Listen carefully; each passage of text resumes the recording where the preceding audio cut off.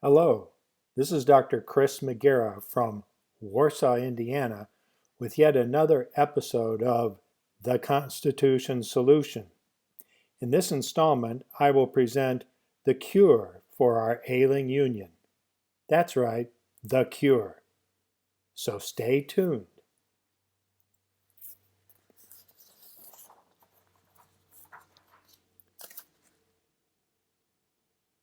Every medical lecture cites the original sources and disclosures, and this presentation will be no different.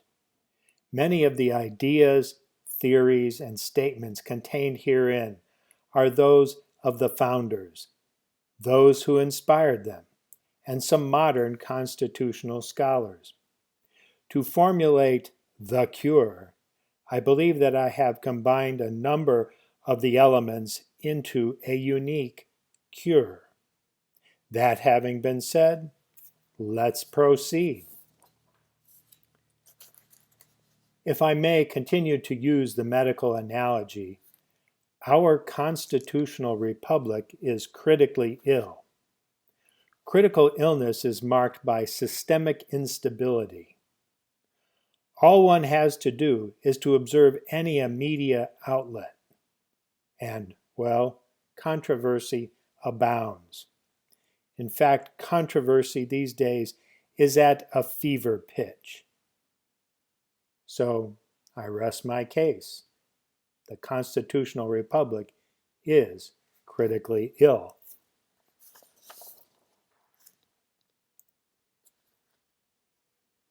All illnesses have a cause, or etiology.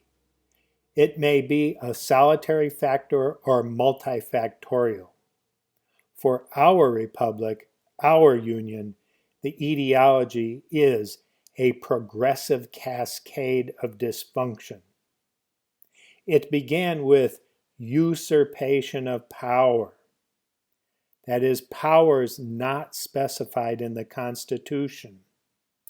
This has led to consolidation of power. Power usurped and concentrated by the general, aka federal government. This in turn has led to tyranny, the tyranny of the deep state, with a resultant loss of liberty. Loss of liberty of we the people, who of course are the ultimate sovereigns of the entity known as these United States of America.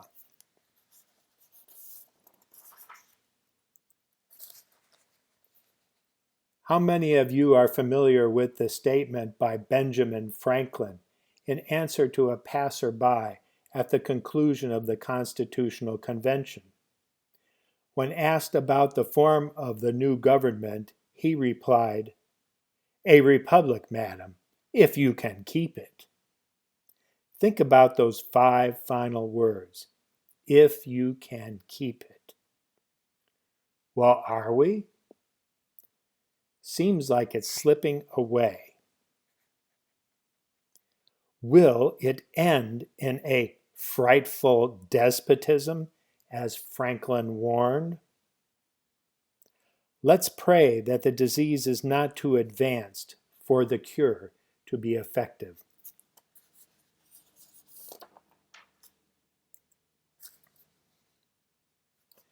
Terminology and definitions are key to medical science. It is no different in political science. So let's start at the beginning. Who are we? What are we? Well, we are a constitutional republic. Yes, a constitutional republic. What we are not is a democracy. Not a democracy. A republic is based on the rule of law. A democracy is the rule of men, that is, mob rule.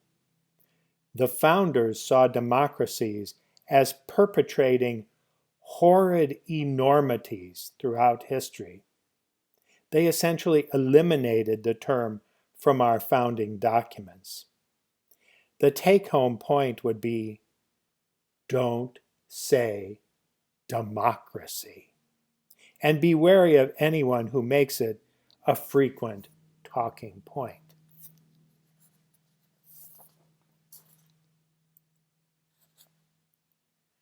We know that our constitutional republic has a serious ailment, so let's move right to the treatment. The treatment and cure is and has been right in front of our eyes. It is the Constitution solution.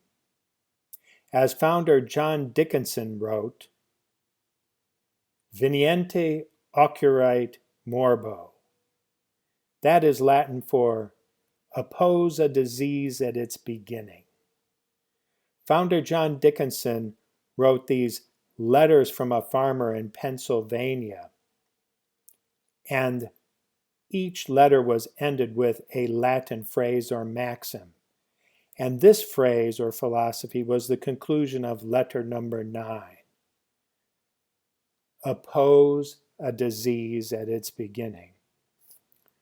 Well, we're late to the treatment, but it's not too late.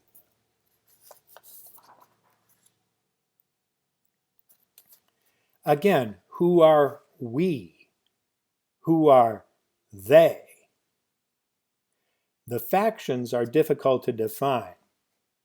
We have terms like conservative, liberal, right, left, Republican, Democrat. It's all very confusing. Think about this. A conservative values tradition and resists change. Let me repeat. A conservative values tradition and resists change. A liberal values liberty. But wait, in 1776, the conservatives were supporters of the crown, and our founders were classic liberals. Are you confused enough already? Allow me to mitigate the confusion. Have any of you out there ever listened to constitutional attorney Chris Ann Hall? She has a definition that I have found useful. Liberty, she says, does not equal freedom. Liberty does not equal freedom. Liberty equals freedom plus morality. Liberty equals freedom plus morality. Freedom alone is chaos and anarchy, but combined with morality, it becomes liberty. Think about it.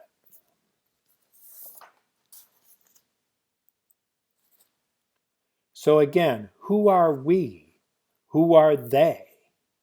Allow me to propose some definitions for you to use in political discourse so that we might keep things constant and uniform. So I propose the following term. Constitutional Republicans, that's Republican with a little r, would be known as the CR group. That's little r, Republican. That's what we are, constitutional Republicans. Now, what are they? When you distill it all down, they, the opposition, are globalist collectivists. Globalist collectivists, or the GC group. It is easy to remember, at least for me. GC is the medical abbreviation for gonococcus, a nasty venereal disease with which you don't want to associate. Well, enough said about that. These are the two factions, the CRs versus the GCs.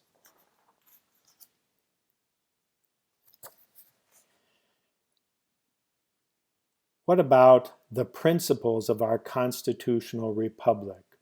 There is a hierarchy of sovereignty, going in order of most sovereign to least sovereign. First, we have we the people, are the ultimate sovereigns. We have associated into free and independent states, which then have formed a compact to create these United States. And the Constitution specified a general, aka federal government, for specific, defined functions. Now, it is more correctly termed a general or central government. Federal is actually a misnomer, but has become a modern synonym for the entity based in Washington, D.C.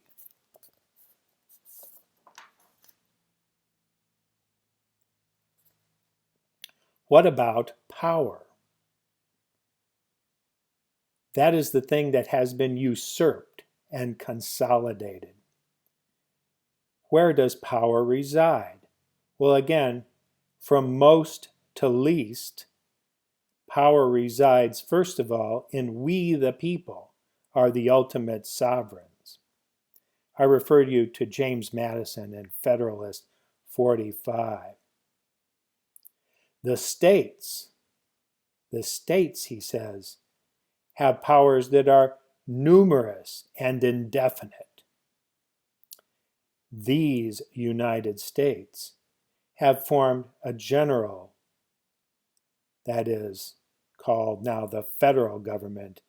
But as Madison alludes to, these powers for the general government are few and defined. Again, I refer you to Federalist 45, James Madison.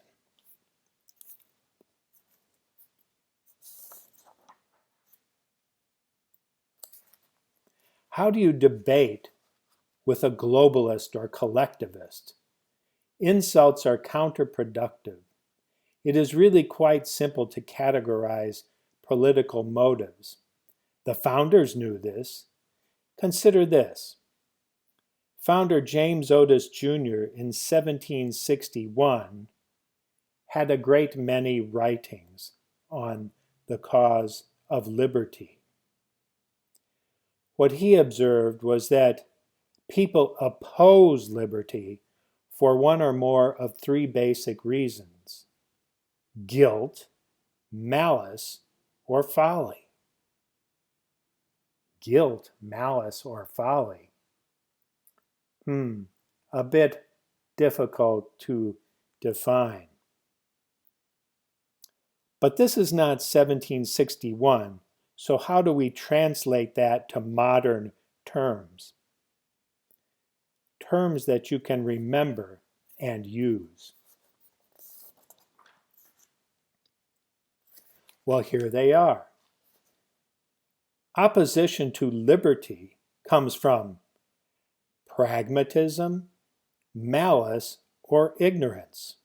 Some of the above, all of the above.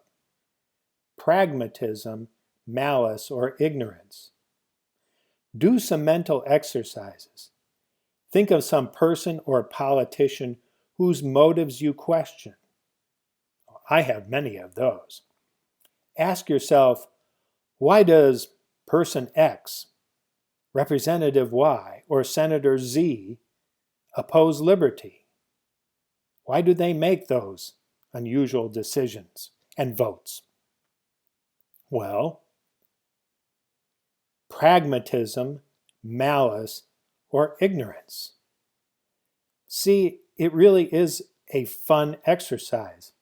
So again, just stick in the name of your favorite or unfavorite politician, celebrity, etc., and just go through the list. Now you can do it objectively without emotion. Remember these, use them in order to defeat and dominate the opposition, the globalists, collectivists.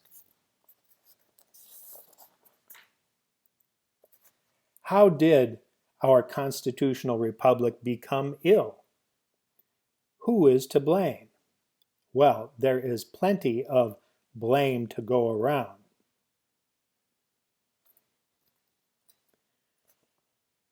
Congress plays a role here. Congress created the administrative state.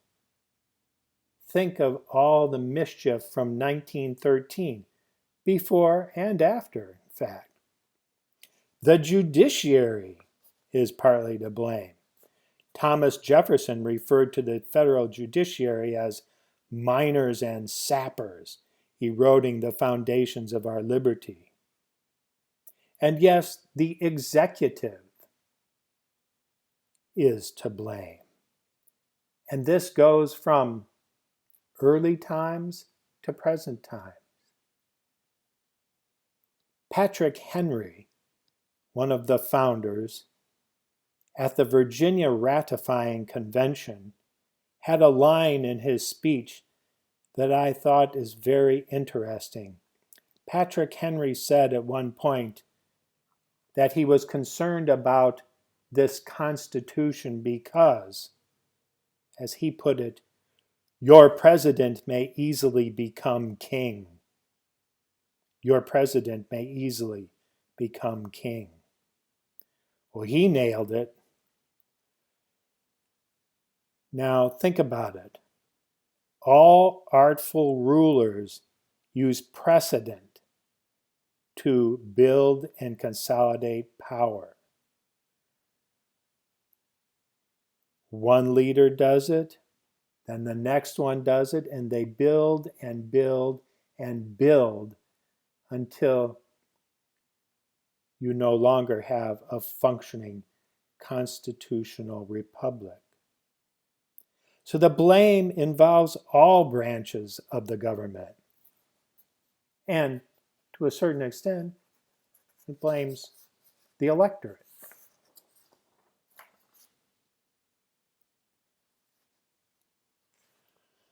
So let's move on to the Constitution Solution Cure.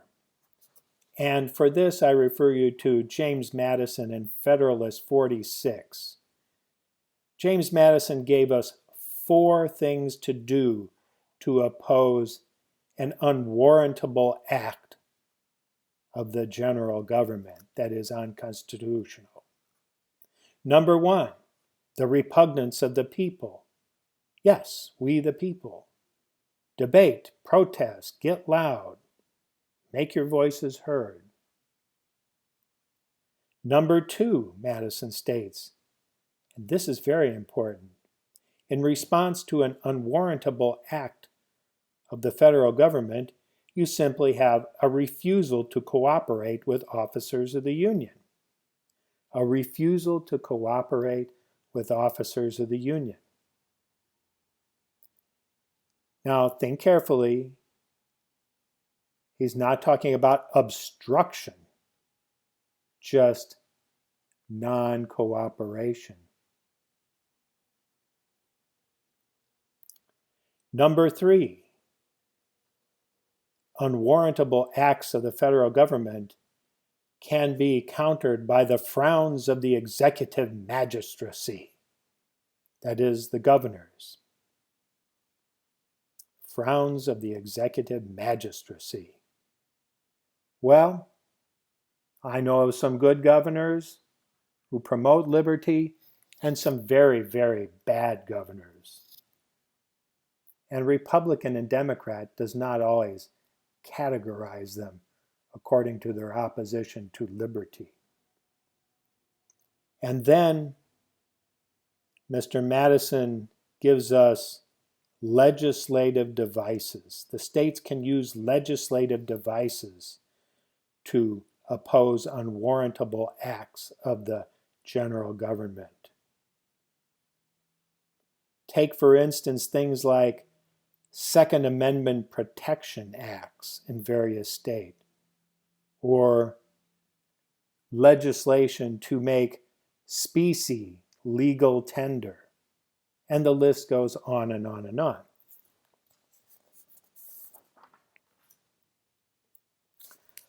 Another medicine in our medicine chest for the ailing republic is what I call the three-question rule. This was actually coined by not a founder, but by a relatively contemporary congressman, Dr. Larry McDonald from Georgia in about 1980. Dr. McDonald was a urologist, by the way.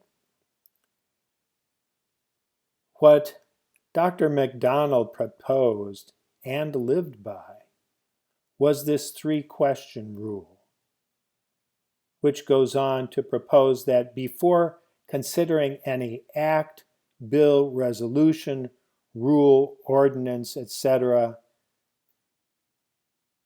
the official must ask three questions. Number one, is it constitutional? Number two, can we afford it? And number three, do we need it? In that exact order always. Allow me to repeat. Is it constitutional? Can we afford it? Do we need it? Now, most officials, politicians, and citizens simply get this backwards. They do things like use the logic, well, wouldn't it be nice if? No, no, no, no, no. You have to start with, is it constitutional? Not, wouldn't it be nice if? So this makes judging a 1,000, 2,000, or 3,000 page bill very easy. Start reading.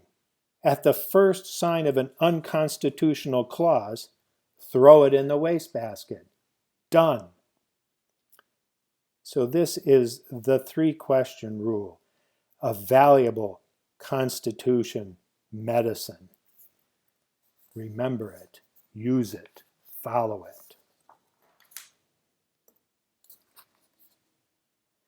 Now, this is the cure that I promised, so pay attention. Like cancer therapy, there are medical treatments and radical surgeries. Let's move on to the radical surgeries. The executive branch, that is the administrative state, contains the cancer, the liberty-devouring cancer. But the surgical team consists not of simply the chief executive, but also the members of Congress. So while things like the DOGE, or Department of Government Efficiency, utilizes executive discretion, it is the Congress that is actually needing to act in a great way. Thomas Jefferson used executive discretion. Look it up. Next, we move on to Article 1, Section 8 of the Constitution. These sections and clauses begin with the phrase, the Congress shall. The Congress shall. So we're talking about the Congress, not the executive shall or the judiciary shall. No, it's the Congress shall.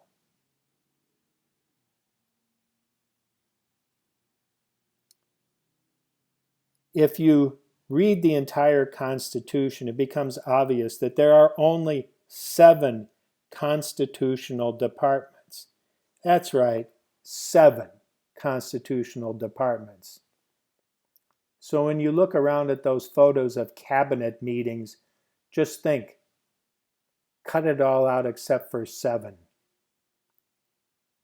And those 7 constitutional departments are State, Treasury, Justice, War or Defense, Transportation, Interior, and Commerce. Let me state that again. This I guess you could call it the Magnificent Seven or the Constitutional Seven: State, Treasury, Justice, Defense, Transportation, Interior, and Commerce. That's it. Don't believe me? Read the Constitution. It's all there.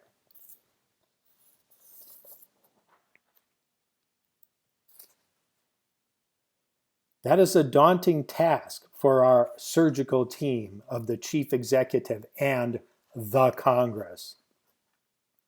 How do you debulk the administrative state from about 500 bureaucratic entities down to 7? As part of my 2020 congressional campaign, I developed the treatment protocol for this illness. However, not enough voters were convinced, so I am still treating patients. I didn't quit my day job. I continue to have hope that the cure will be implemented. So, how do we deconstruct general government consolidation of power? Deconstruct general government consolidation of power. The way to do this, the inspiration came to me from the Texas Sunset Advisory Commission. That's right, the great state of Texas, where incidentally I lived as a child. The Texas Sunset Advisory Commission. Well, what is it? Put simply, nearly every department or agency in the great state of Texas must be reauthorized and reconstructed every 10 years. If the Texas legislature does not do that, then that department or agency simply disappears. Poof, gone. What a genius concept. We need it on a federal level. This is it. This is how you deconstruct the unaccountable administrative state. I called it the CAST Act. C-A-S-T. You know, every bill or act has to have a catchy name, so why should this be no different? The Commission on Agency Sunset and Transition. The big, beautiful CAST Act. You're gonna love it.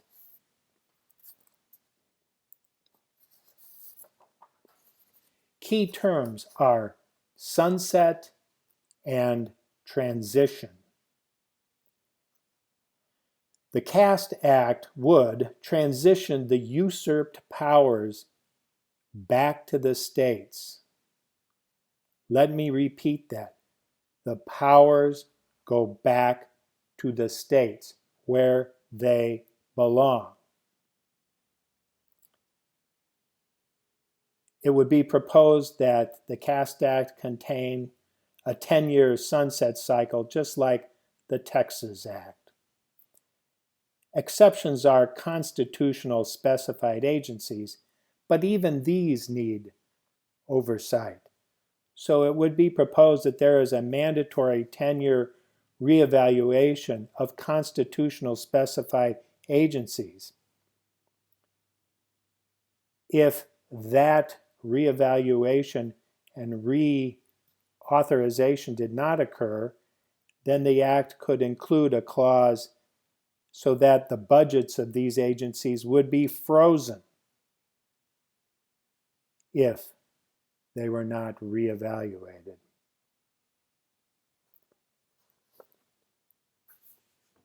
For further justification of this, I call your attention to the Constitution Amendments number 9 and number 10. Allow me to read. Amendment number 9.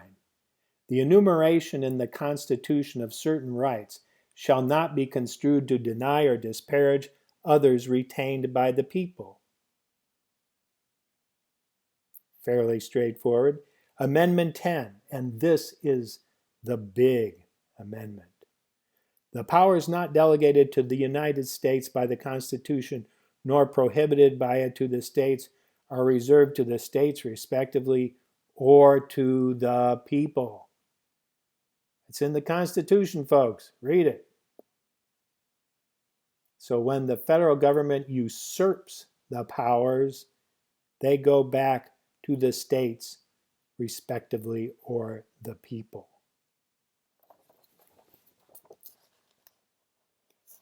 Further points to consider about a caste act. You could do this a fast cure just by specifying to terminate all unconstitutional entities not part of the Constitutional Seven at the time of the adoption of the act, or a slow cure. In other words, terminate agencies one by one through the sunset, attrition, and transition. The problem is Congress must have the motivation, wisdom, and virtue to perform this radical surgery. How many congressmen and senators do you know that have the fortitude to actually do this? Well, they're going to have to. We, the people, need to elect ones that will restore the constitutional republic. Well, that's it, folks. That's the Caste Act, but I'm not done. There's more. So every large surgery has pre-op anxiety and post-op discomfort and rehabilitation and maintenance therapy. And I can just hear you all in the audience out there saying to yourself, oh my God, what will happen to my favorite departments and agencies? What will happen? Oh my gosh, we can't live without an EPA. We can't live without an FDA. We can't live without. Just calm down.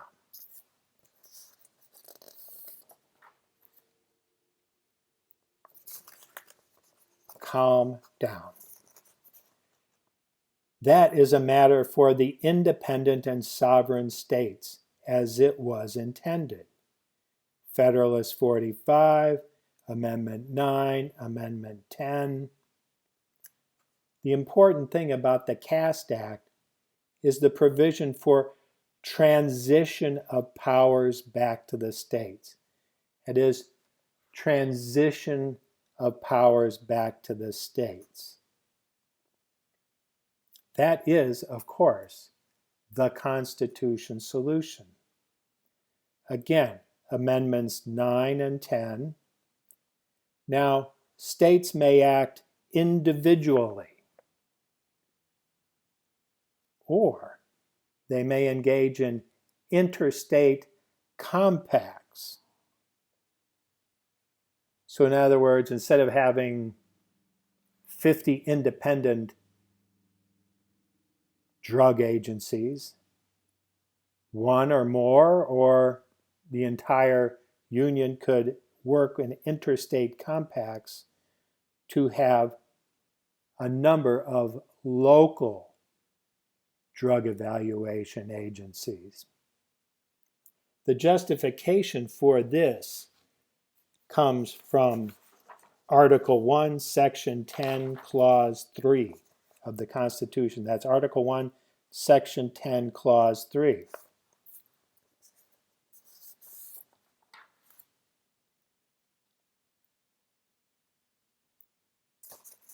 Interstate compacts. That's not a new idea. There are many interstate compacts functioning today. The benefits of an interstate compact is that there is no one-size-fits-all central planning. The functions are controlled by the member states. In other words, Hoosiers decide what's good for Indiana, and New Yorkers decide what's good for New York. Californians decide what's good for California. But it's state-based as it should be. There's an example in my field called the Interstate Medical Licensure Compact. The Interstate Medical Licensure Compact that helps physicians obtain more easily multiple state licenses to help increase access of patients to medical care. I'm not a big fan of the way it was put together and its motives, but it is a functioning interstate medical licensure compact.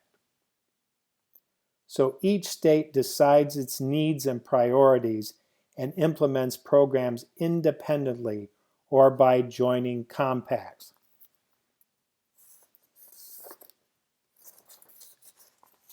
So again, your favorite agency doesn't disappear. It doesn't disappear. It transitions to the states. Transitions to the states. And you could put a clause in the act saying that there's a 5-year transition to give the states the opportunity to develop and implement these agencies before they, poof, disappear on a federal level.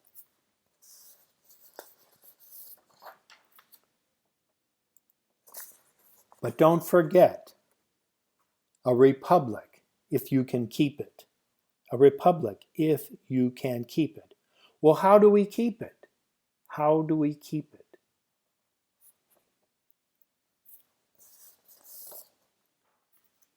The Constitution solution cure will require perpetual maintenance therapy to avoid relapse of usurpation, consolidation, and tyranny.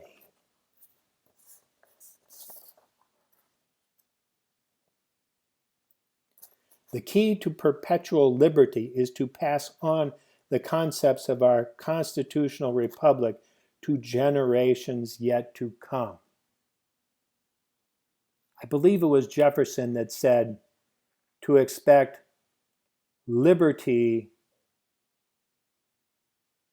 without knowledge is something that never will happen and never has happened.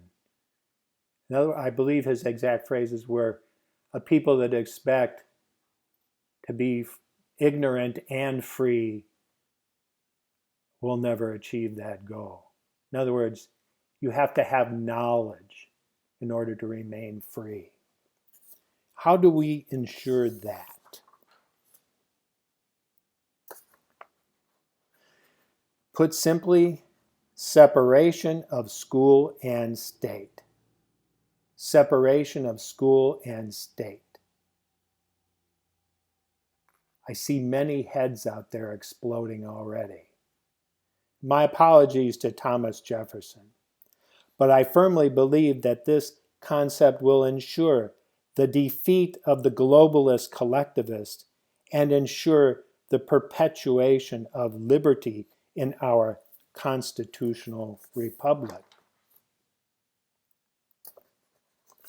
Founder Samuel Adams enunciated that our fundamental God-given natural rights consisted of life, liberty, property, and the right to defend them in the best manner that they can. Life, liberty, property, and self-defense. True then, true now. Again, the ultimate cure, the long-term plan for ensuring that the cancer that's devouring our liberty never returns is separation of school and state. Separation of school and state. Think about it. And that concludes this episode of The Constitution Solution. Thank you. May God bless these United States of America. Good day.